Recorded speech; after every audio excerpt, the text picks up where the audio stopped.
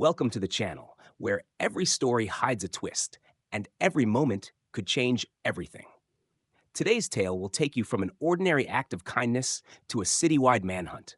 And trust me, you won't see the ending coming. Before we dive in, I'd love to know, where in the world are you watching from? Drop your city or country in the comments below. And don't forget to hit that subscribe button so you never miss what's next.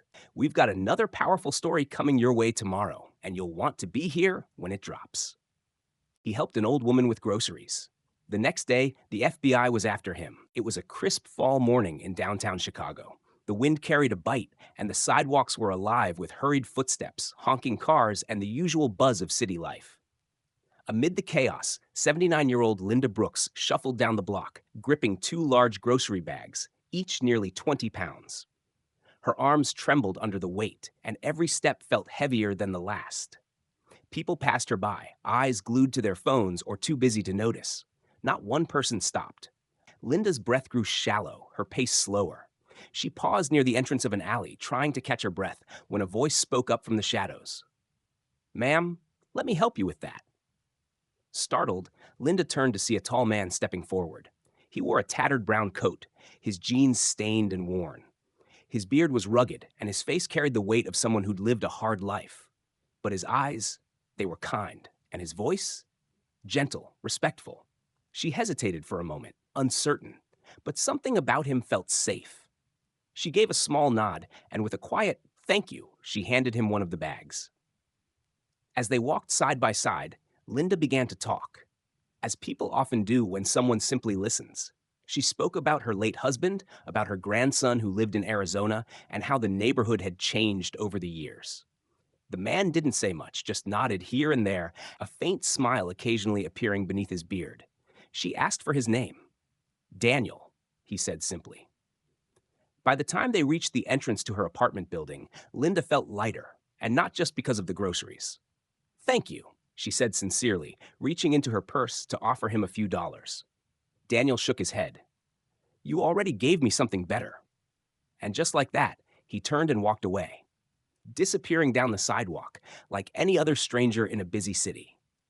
But Linda had no idea that the man who carried her bags would, by the next morning, become the most wanted man in Chicago, and that her simple moment of kindness would be the spark that ignited a whirlwind no one saw coming. The next morning, Linda Brooks sat at her small kitchen table, sipping her usual cup of black coffee, when something on the TV caught her eye. The morning news anchor's voice was tense, serious. "Breaking news," he said. "The FBI is searching for this man seen in downtown Chicago yesterday."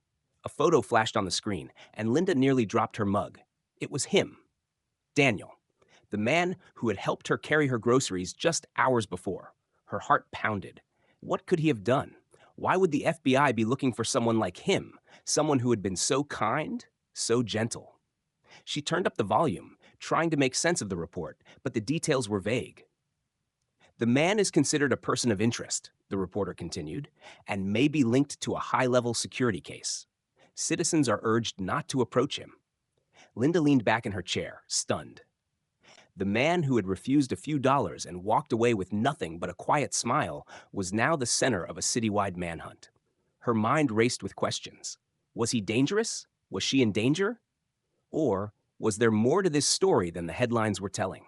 By noon, the streets were swarming with agents. Black SUVs patrolled the intersections, and federal officers were questioning people outside cafes, shelters, and alleys. The city felt different, tenser, watchful. Daniel's photo was plastered everywhere, and every newscaster repeated the same line. "If you see him, do not engage. Call the FBI." Linda's curiosity became something stronger, a quiet determination. She couldn't shake the memory of his voice, the way he looked at her, the kindness in his words. Whatever was going on, she knew she had to find him first, or at least try. She put on her coat, grabbed her scarf, and stepped into the cold once more, retracing the same path they had walked together the day before. With each step, the noise of the city blurred behind her, and only one question echoed in her mind. Who was Daniel? And why did one small act of kindness make him the most wanted man in Chicago? Linda Brooks moved with purpose through the streets of downtown Chicago, the same sidewalks she had shuffled down just the day before.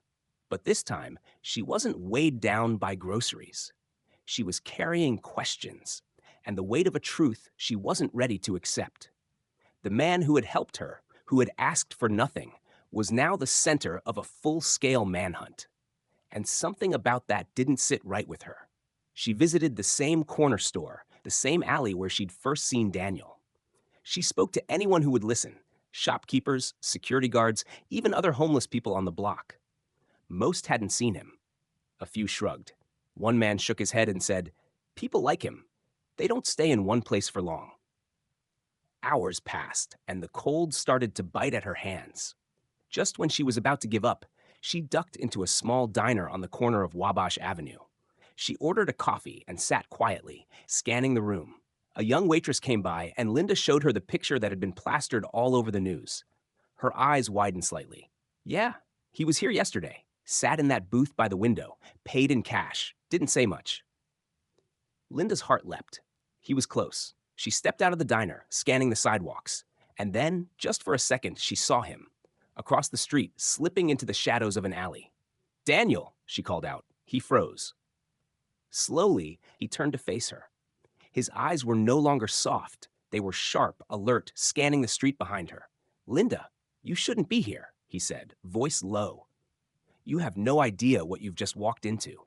Before she could respond, the sound of sirens cut through the air. Black SUVs came screeching around the corner, tires squealing. Doors flung open. Agents poured out, weapons drawn. "Hands in the air," one shouted. But before they could reach him, Linda stepped between Daniel and the agents, her arms raised. "Wait," she cried. "He helped me. He's a good man." What happened next would change everything, because Daniel wasn't who she thought he was, and neither were the agents. Everything froze for a moment. Linda stood between Daniel and a line of armed federal agents, her chest rising and falling as adrenaline surged through her. The lead agent, a tall man in a dark jacket marked with bold yellow letters, FBI, slowly lowered his weapon. The tension was thick, but something in Linda's voice had cut through it.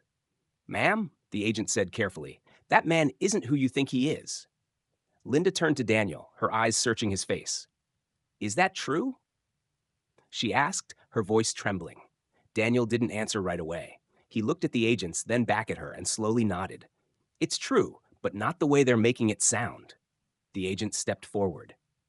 "His name isn't just Daniel. He's Daniel Grant, former intelligence officer, top-level clearance, part of an elite task force." Linda's mouth dropped open. "Years ago," the agent continued, "he uncovered a government operation that went too far. Illegal surveillance, unauthorized black ops. He blew the whistle, and when the wrong people found out, he vanished. Faked his death, went underground." Daniel spoke softly.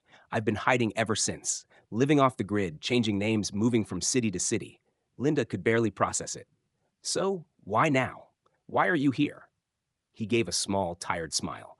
"Because yesterday I saw you struggling, and for the first time in years, I didn't think. I just stepped out of the shadows." The agent looked around, then leaned closer. "We're not here to arrest him. We're here to protect him. Someone else found out he's alive, and they're already looking for him, and they're not planning to take him alive." Linda's breath caught. She glanced back at Daniel, whose face had grown pale. "Helping me exposed you," she whispered. Daniel nodded. "Kindness did what no enemy ever could." The agent turned to him. "We can get you out. New identity, full protection, but you have to come with us. Now." For a moment, Daniel hesitated. Then he looked at Linda and said, "I never thought this is how it would end." She took his hand. "Maybe it's not the end. Maybe it's a second chance." And just like that, the decision was made. Daniel stood still for a long moment, the wind tugging at his coat, the hum of city noise fading beneath the weight of the decision before him. The agents waited, their stance no longer hostile, but urgent. Linda's hand still gently rested on his arm, her eyes filled with something he hadn't seen in years: belief. He glanced at her, then at the black SUVs behind them. "If I go with you," he said slowly, "what happens next?" The lead agent stepped forward. "We take you somewhere safe. You get a new name, a new life. We'll protect you. But this is your last window. After this, we can't guarantee you'll get another chance." Daniel exhaled, the weight of years of hiding pressing on his shoulders. "I never thought kindness would be what exposed me," he murmured, mostly to himself. Linda smiled through tears. Maybe kindness is what will save you too. That was it. No grand speech, no dramatic pause, just a nod. Daniel walked toward the waiting SUV, agents closing in around him, not as captors, but as protectors. He turned one last time to look at Linda, and she gave him a small wave, the kind you give someone when you're not sure if you'll ever see them again. The door closed. The convoy pulled away, and just like that, Daniel vanished once more, but this time into safety, not secrecy. Linda stood there in the cold, watching until the taillights disappeared around the corner. The city around her resumed its rhythm, unaware of the storm that had just passed.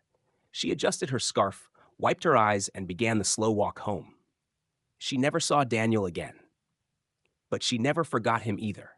The man who carried her bags, who risked everything for a simple act of kindness. In a world where most people pass each other without a glance, he stopped. He helped. And though it nearly cost him everything, it also gave him something he hadn't had in years: a second chance.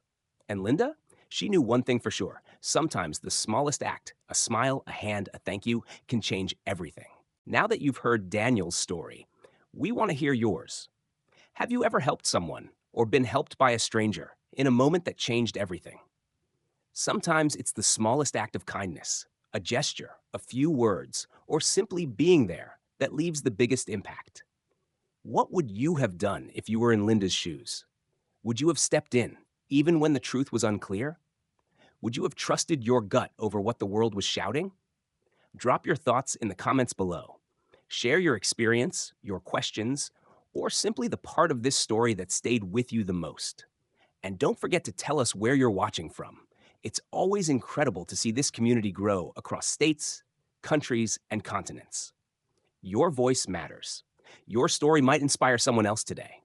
So don't be shy. Take a second to scroll down and leave a comment. And if you made it this far, type "Secret Hero" in your comments so we know you stayed until the end. We read every single one. Let's keep this space real, respectful, and full of heart.